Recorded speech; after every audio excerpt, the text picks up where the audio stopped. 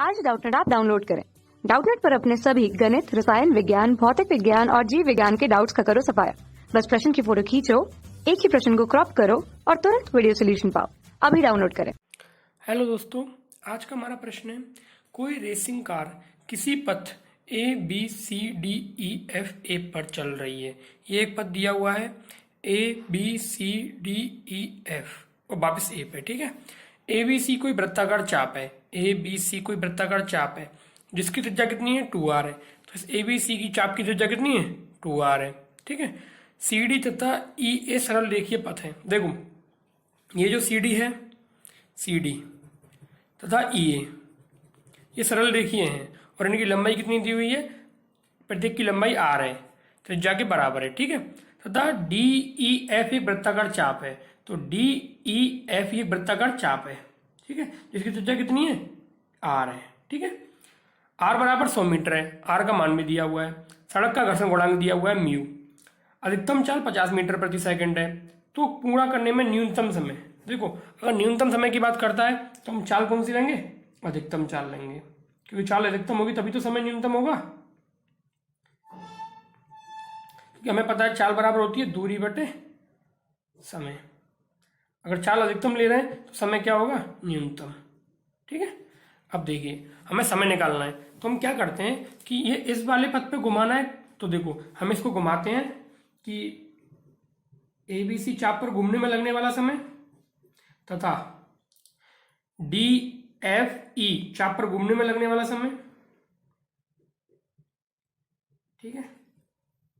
तो देखो गेंद कहां से कहां चल ली, ये चल ली ABC यहां तक पहुंच गई और DFE इस पे भी चल ली। अब ये बचे CD और EA, तो प्लस CD पर चलने में लगने वाला समय, चाप नहीं है वैसे सरल रेखा है लेकिन हम इसको चाप लिख रहे हैं, ठीक है, और EA पर चलने में लगने वाला समय, ठीक है।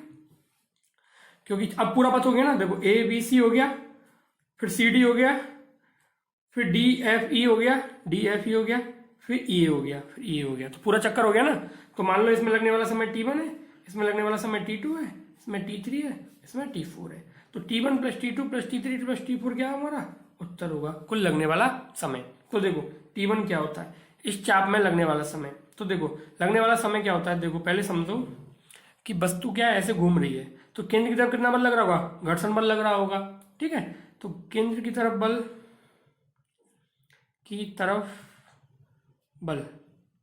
बराबर क्या होगा, mv² बटे r।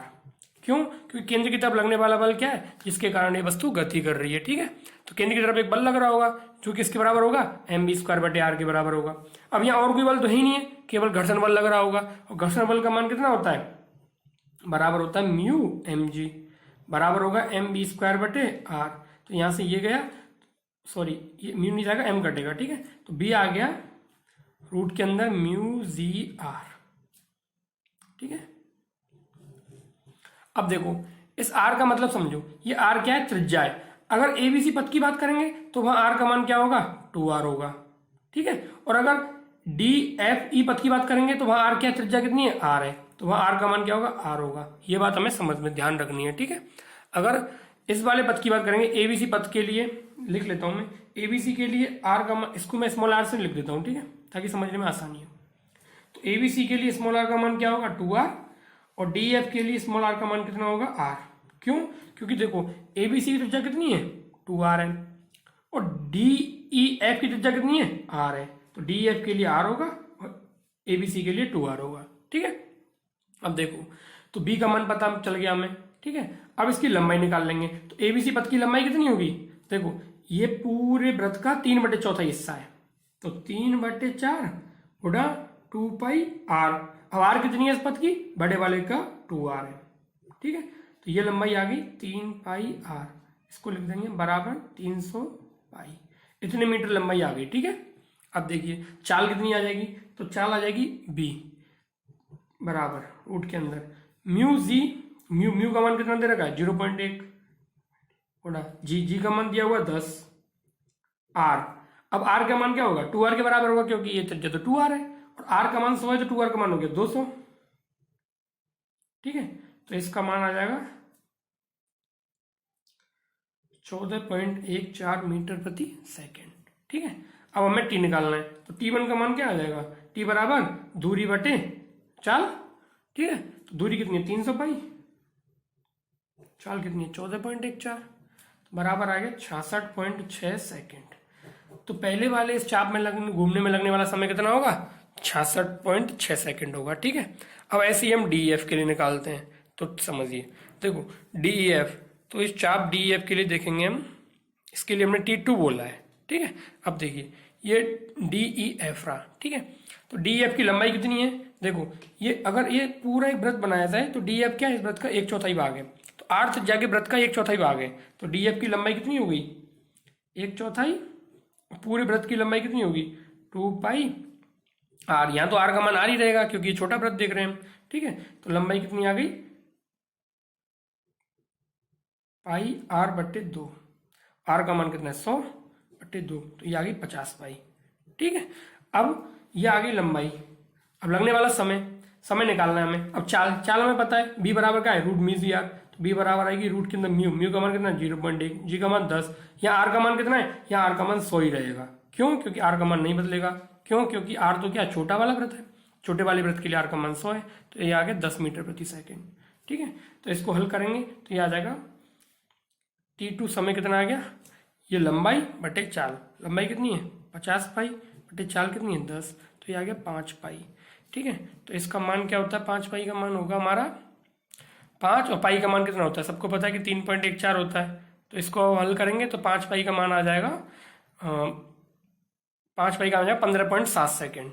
ठीक है, तो 5 पाई का मान कितना होता है 15.7 सेकेंड। ठीक है, तो ये वाला समय आ गया, ये वाला समय आ गया, तो ये T2 का मान आ गया। ठीक है, अब हमें निकालना है T3 और T4।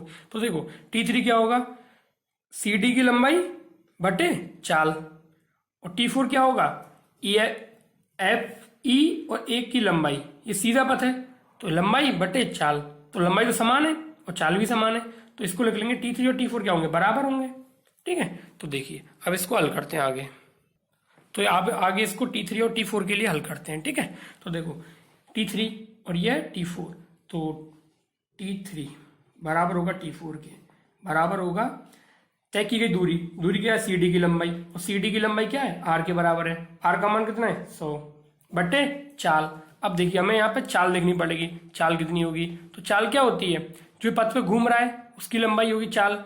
अब देखो ये जो हमारा जो कण है वो इस प्रकार घूम रहा है कि इसकी अधिकतम चाल कितनी रहती है 50 रहती है, अधिकतम चाल का मान 50 दिया तो चाल अधिकतम लेंगे तभी समय न्यूनतम आएगा, तो चाल का मान 50 है, तो ये आगे 2, तो T3 का मान भी 2 है, T4 का मान भी 2 है। तो अब हम एक चार्ट बना लेते हैं, देखो T1 का मान क्या है, इस ABC चाप की लंबाई में तय करने में लगने वाला समय, तो इसका मान आ गया हमारे पास 66.6 सेकेंड।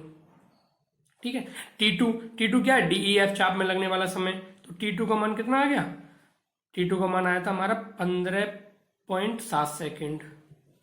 ठीक है, और T3 क्या है CD को तय करने में लगने वाला समय, यह आया 2 सेकेंड। ठीक है, और T4 क्या है EA को तय करने में लगने वाला समय, तो इसका मान भी कितना है 2 सेकेंड। तो कुल समय कितना हो गया कैपिटल T, कुल समय कितना आ जाएगा इन सबका योग, तो T1 plus T2 plus T3 plus T4, तो इन सबका योग करेंगे हम, तो ये आ जाएगा हमारे पास, इनको योग करेंगे तो ये आ जाएगा 86.3 सेकेंड। तो 86.3 सेकेंड समय लगेगा इस पूरे पथ को घूमने में, न्यूनतम समय होगा ये। कक्षा 6वीं से 12वीं से लेकर नीट IIT JEE वो एडवांस के लेवल तक 1 करोड़ से ज्यादा छात्रों का भरोसा। आज ही डाउनलोड करें डाउटनेट ऐप या व्हाट्सएप करें अपने सारे डाउट्स 8400 400 400 पर।